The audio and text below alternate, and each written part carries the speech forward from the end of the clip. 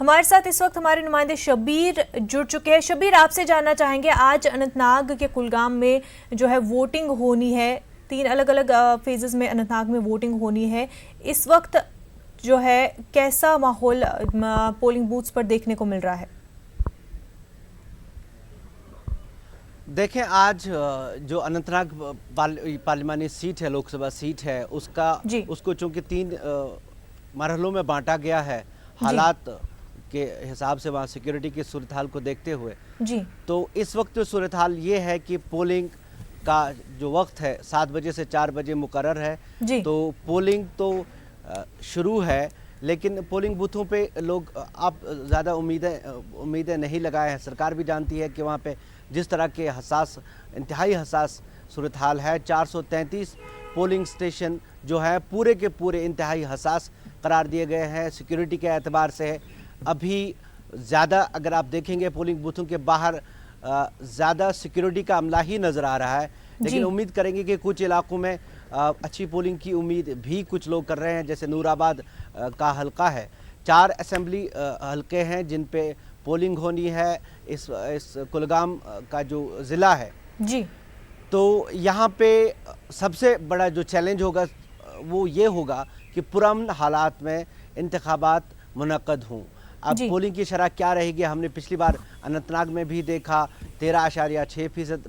جو پولنگ ہوئی، حالانکہ وہاں سے امید یہ کی جا رہی تھی کہ بہتر پولنگ ہوگی۔ جو پورا جنوبی کشمیر ہے، یعنی اننت ناگ جو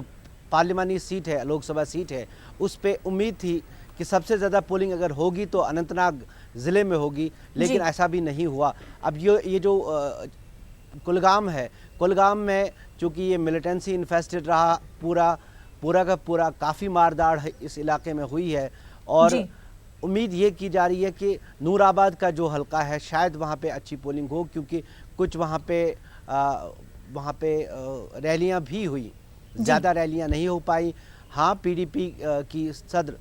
محبوبہ مفتی نے کوششیں ضرور کی، انہوں نے کچھ شوز وہاں پہ کیے۔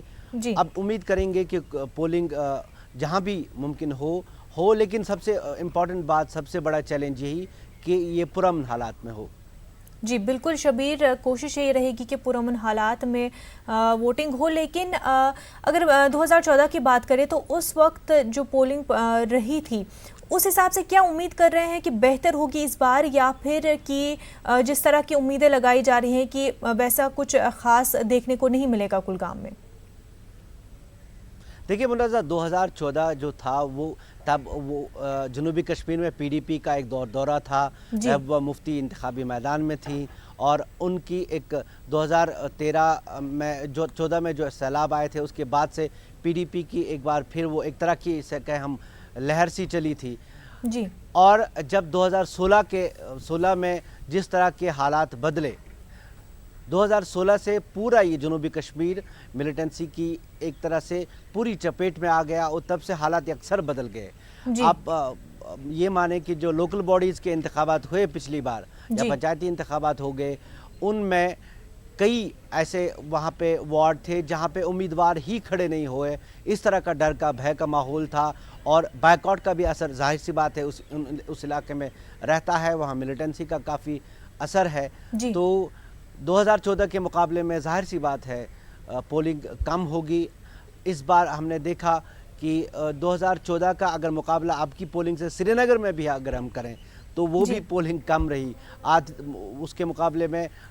کافی کم رہی۔ حالانکہ 2014 میں 25.29% پولنگ ہوئی تھی سری نگر میں، اب کی بار کچھ 14 کے آس پاس ہوئی، 14% ہوئی۔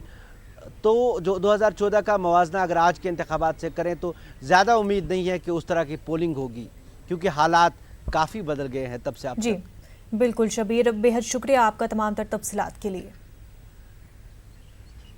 ناظرین، ایک چھوٹا سا بریک لیں گے، جلد ہوں گے حاضر۔